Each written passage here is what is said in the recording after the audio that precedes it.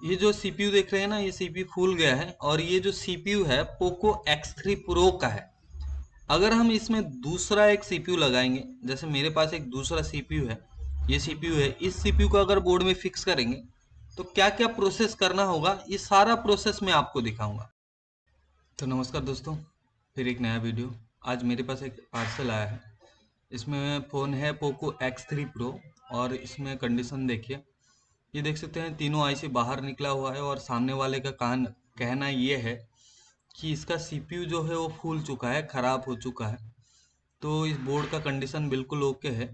आज हम एक नया सीपीयू, ये सीपीयू फिक्स करेंगे और इसका क्या क्या प्रोसेस है सारा प्रोसेस जानेंगे और पूरा का पूरा चीज़ हम बताएंगे। ये जो न्यू सीपीयू, आप ये जो पुराना सीपीयू है, मैं आपको थोड़ा सा दिखा देता हूँ ये फूला है कि नहीं है। ऐसे तो नहीं समझ में आएगा, हमें क्या करना पड़ेगा, इसको थोड़ा सा हीट करना है। हीट करेंगे तो हमें पता चल जाएगा कि कौन सा एरिया फूला हुआ है। तो मैं थोड़ा सा हीट कर दूं।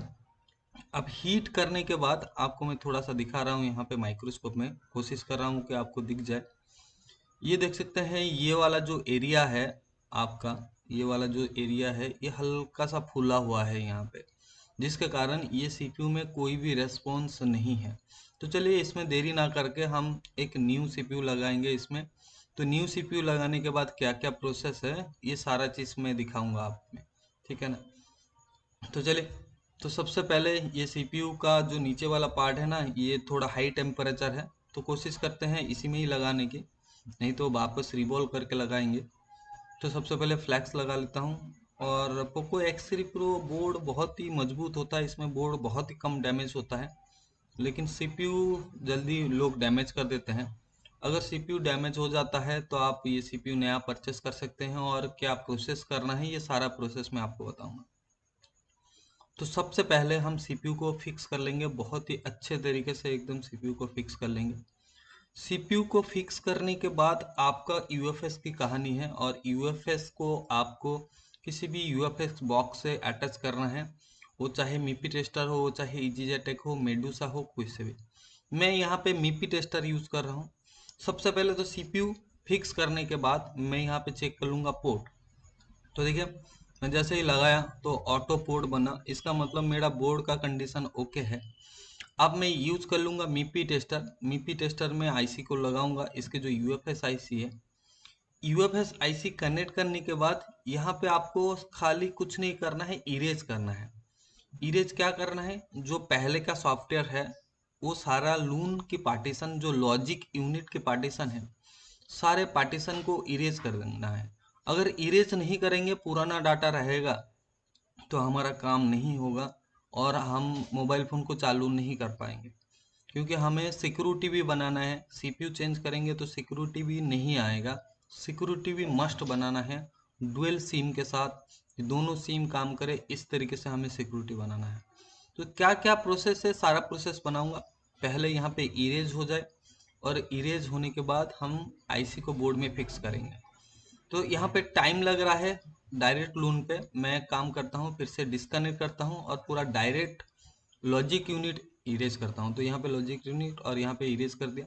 अब इरेज करने के बाद फिर से कनेक्ट करता हूँ। कनेक्ट करने के बाद देख सकते हैं यहाँ पे कोई भी पार्टीशन नहीं है, इसका मतलब हमारा सारा जो फाइल की पार्टीशन है वो सारा इरेज हो चुका है। अब हम यूएफएस आईसी को बोर्ड में फिक्स कर लेंगे, और यूएफएस आईसी को बोर्ड में फिक्स करने के बाद हमें रैम को भी फिक्स करना होगा, फिर जाके हमारा आगे काम होगा, नहीं तो नहीं हो पाएगा।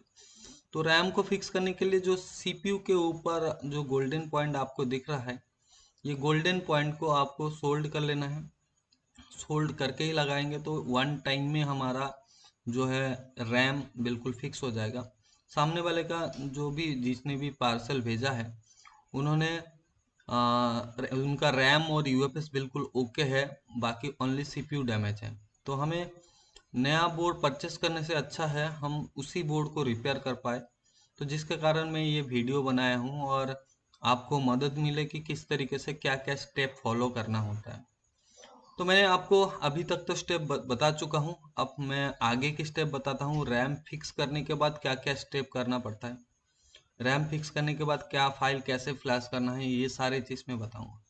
रैम फिक्स करने के टाइम पे आपको ध्यान देना है कि ज़्यादा फ्लैश ना यूज हो, और आप हीट को थोड़ा सा ध्यान रखिएगा कि 330 के ऊपर, 330 के ऊपर हीट यूज कीजिए यहाँ पे, ठीक है।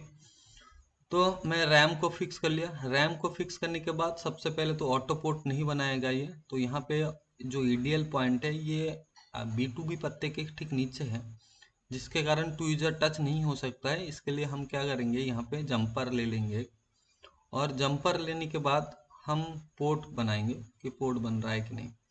तो अब देखिए जंपर लेने के बाद ही पोर्ट बनेगा, और जैसे पोर्ट बन जाएगा तो आपको ये जंपर वगैरह तोड़ देना है एक साइड से। अब UEFI एंड्रॉयड टूल खोल लेंगे। UEFI एंड्रॉयड टूल खोलने के बाद क्वालकॉम में क्लिक करेंगे और फायरवर्क्स में टिक लगाएंगे, और यहाँ पे ENG फाइल से आपको रॉ प्रोग्राम 0 पैच 0 दे देना है। ध्यान देना है ENG फाइल से, और ENG फाइल से देने के बाद आपको यहाँ से कर देना है फ्लैशिंग।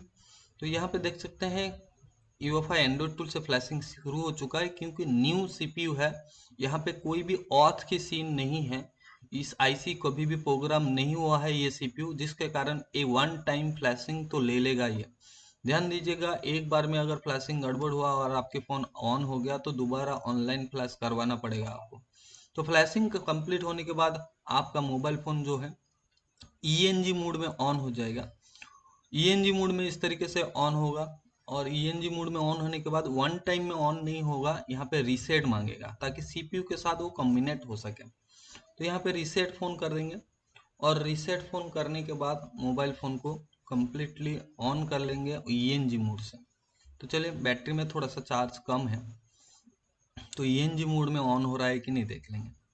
तो जैसे ही आपका मोबाइल फोन ENG मोड में ऑन हो जाएगा, ऑन होने के बाद आपको देख लेना है कि कम्प्लीटली टच फच काम कर रहा है कि नहीं। तो ओके है, बिल्कुल सब कुछ ओके है। आप UMT ओपन करेंगे, UMT ओपन करके इनेबल डायग्नोस्टिक पोर्ट देके इनेबल डायग्नोस्टिक पोर्ट ओपन कर लेंगे। उसके बाद रीसेट क्यूसीएन में जाएंगे। रीसेट क्यूसीएन में जाने के बाद आपको यहाँ पे क्यूसीएन फाइल देना है। क्यूसीएन फाइल देने के बाद इसकी जो ओरिजिनल सिक्योरिटी है वो सिक्योरिटी आपको डाल देना है, और सिक्योरिटी डालने के बाद आप देखिएगा कि यहाँ पे सिक्योरिटी शो नहीं होगा। तो कैसे चेक करना होगा ये सारी चीज मैं बताऊंगा कि सिक्योरिटी कैसे शो होगा। तो UMT यहाँ पे बता देगा डन, फिर भी हम आपका ना मोबाइल फोन में सिक्योरिटी नहीं आएगा। क्यों नहीं आएगा, कैसे आपको देखना होगा आया है कि नहीं आया है, ये सारी चीज मैं बताऊंगा। वीडियो को पूरा देखिए। तो देखिए यहाँ पे मैं जो प्रोसेस है ये प्रोसेस डन हो चुका है। अब डन होने के बाद मैं मोबाइल फ़ोन को आपको दिखाता हूँ कि मोबाइल फ़ोन में देखेंगे आप मोबाइल फ़ोन ऑटोमेटिक रीबूट हो जाएगा। रीबूट होने के बाद आपका मोबाइल फ़ोन जो है एंड्रॉयड और कंप्लीट ऑन हो जाए, मैं आपको शो करवाता हूँ। तो देखिए सबसे पहले यहाँ पे आईएमई नंबर में चेक करा देता हूँ, 00 है, लेकिन यहाँ पे आपको शो नहीं करेगा। तो सबसे पहले मैं ये जो लैंग्वेज है चाइनीज़ में है, इसको इंग्लिश में कर लेता हूँ, और इंग्लिश में करने के बाद मैं आपको दिखाऊंगा कि कहाँ से देखना पड़ेगा आपको। तो चलिए सबसे पहले इंग्लिश कर लेता हूँ मैं, और इंग्लिश करने के बाद मैं आपको दिखाता हूँ। ये हो गया इंग्लिश मेरा। आपको आना है अबाउट सिस्टम में। अबाउट सिस्टम में आने के बाद ही आपको शो होगा यहाँ पे आईएमई नंबर। यहाँ पे देख सकते हैं आईएमई नंबर शो हो रहा है, ठीक है। अब आईएमई नंबर शो हो रहा है तो मोबाइल फोन को आपको फास्ट बूट मोड में ले जाना है। आप स्टेप बाय स्टेप बता रहा हूँ, कोई भी स्टेप मिस्टेक नहीं है। यहाँ पे मोबाइल फोन को फास्ट बूट मोड में लेके आया, फिर यूएमटी में आना है। यूएमटी में फिर आने के बाद आपको Xiaomi FB फ्लैशर मतलब फास्ट फूड फ्लैशर में आना है, और यहाँ पे जो भी आपकी ओरिजिनल फ्लैश फाइल है, ग्लोबल फ्लैश फाइल है, यहाँ से फ्लैश करना है। ध्यान दीजिएगा फास्ट फूड मूड से ही करना है, आप इसको ईडीएल मूड से नहीं कर सकते। इस कंडीशन में आपको फास्ट फूड मूड से ही फ्लैश करना पड़ेगा, तो ही जाके आपका फ़ोन ऑन होगा। तो यहाँ पे फास्ट फूड मूड में फ्लैश होने के लिए टाइम लगता है थोड़ा सा। मैं यहाँ पे वीडियो को थोड़ा सा फास्ट कर चुका हूँ ताकि आपका टाइम बचे, मैं सारा प्रोसेस आपको दिखा सकूँ क्या क्या प्रोसेस करना है। अब ये जो फाइल फ्लैश होगा ना, ये फाइल फ्लैश होने के बाद मोबाइल फोन चालू नहीं होगा। तो ये सारा चीज़ मैं आपको बताऊंगा कि क्या कैसे चालू करना है, क्या करना है, क्या नहीं करना है। दोस्तों अगर मेरी चैनल का वीडियो आपको अच्छा लगता है तो नीचे एक प्यारा सा कमेंट और शेयर लाइक करिएगा ज़रूर, ताकि नेक्स्ट वीडियो बनाने के लिए अच्छा लगे मुझे। तो चलिए, मैं यहाँ पे फ्लैशिंग तो कंप्लीट हो गया। अब फ्लैशिंग कंप्लीट होने के बाद मोबाइल फ़ोन को ऑन करवाता हूँ, और ऑन करने के बाद देखिए आप कि क्या है। ऑन हुआ, पोको लिख के आया। अब पोको लिख के आने के बाद देखिए मोबाइल फ़ोन सेकंड लोगो में भी जाएगा, और फर्स्ट जो बूटिंग है वो बूटिंग में भी आ जाएगा। बूटिंग में आने के बाद तुरंत मोबाइल फ़ोन रीस्टार्ट होगा। देखिए, तो ये सेकंड लोगो है अभी। अब सेकंड लोगो होने के बाद थोड़ा सा टाइम लगेगा यहाँ पे, क्योंकि ये देख सकते हैं फर्स्ट बूटिंग आ चुका है। जैसे बूटिंग आया मोबाइल फ़ोन रीस्टार्ट हो गया, और रीस्टार्ट होने के बाद मोबाइल फ़ोन फिर रिकवरी मोड में आ जाएगा। और रिकवरी मोड में आने के बाद आपको यहाँ पे लिख देगा कि एनवी डाटा करप्टेड, क्योंकि हमें यहाँ पे बोर्ड आईडी मतलब बोर्ड मॉडिफिकेशन करना है, और बोर्ड मॉडिफिकेशन करके ही काम होगा। तो यहाँ पे कौन सी रजिस्टर को मॉडिफिकेशन करना है ये सारा चीज़ मैं बताऊंगा। तो चलिए मैं आपको दिखाता हूँ माइक्रोस्कोप में ठीक यूएफएस के नीचे ये जो लास्ट नंबर की आपकी रजिस्टर लगा हुआ है, ये जो रजिस्टर लगा हुआ है, इसकी सबसे पहले आप देख लेंगे तो इसकी वैल्यू चेक करेंगे ना आप, तो ये कम से कम आपको 100 के या 66 के ऐसा कुछ शो करेगा, और 90 100 के आसपास आपको शो करेगा। तो आपको इस रजिस्टर को चेंज करना है और एक 10K का रजिस्टर लगाना है। तो चलिए दूसरा कोई एक पीसीबी ले लेता हूँ और उसमें देखता हूँ 10K की रजिस्टर मिलता है कि नहीं।